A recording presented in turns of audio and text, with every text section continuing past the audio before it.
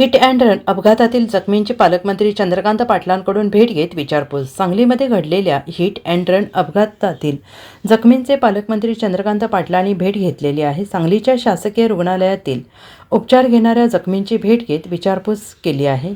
2 दिवसांपूर्वी सांगलीतल्या मुख्य रस्त्यांवर हिट अँड रनचा थरारक प्रकार घडला होता, ज्यामध्ये 16 जण गंभीर जखमी झाले होते. यामध्ये 4 पोलीस कर्मचाऱ्यांचा देखील समावेश होता.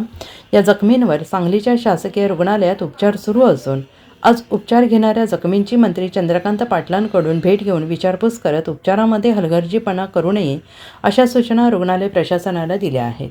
हळूहळू सगळ्याच गोष्टींना मराठी शब्द वापरू.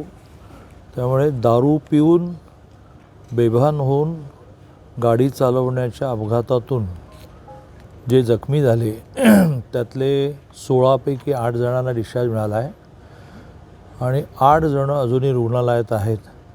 त्यांना भेटण्यासाठी, त्यांच्या तब्येतीची विचारपूस करण्यासाठी मी आणि माझे सगळे सहकारी या ठिकाणी आलो आहोत. त्याच्यामध्ये एक महिला पेशंट असे आहेत की ज्यांच्या पाठीच्या कण्याला फ्रॅक्चर आहे. हेच थोडं गंभीर आहे. बाकीच्यांनाही जखमा आहेत. 8 जण तर डिस्चार्ज झाले, पण त्यांना उरलेल्या 7 जणांनाही आज बऱ्यापैकी डिस्चार्ज मिळेल. पण ह्या महिला ज्या आहेत त्यांच्या पाठीच्या कण्याची शस्त्रक्रिया करावी लागेल. मी डॉक्टरांना असं सुचवलं की पाठीचा कणा हा शरीराचा इतका नाजूक भाग असतो, त्याचा शरीराच्या वेगवेगळ्या भागाशी, प्रामुख्याने हात पायाशी संबंध असतो. त्यामुळे वेळ पडली तर बाहेरून चांगले तज्ज्ञ आणा, पण ही शस्त्रक्रिया व्यवस्थित झाली पाहिजे. जो गाडी चालवत होता तो बाहेरचाही होता, प्यालेला होता. लोकांनी पण बेभान होऊन थोडं त्याला मारहाण केली आहे आणि पोलिसांच्या कस्टडीत तो आहे.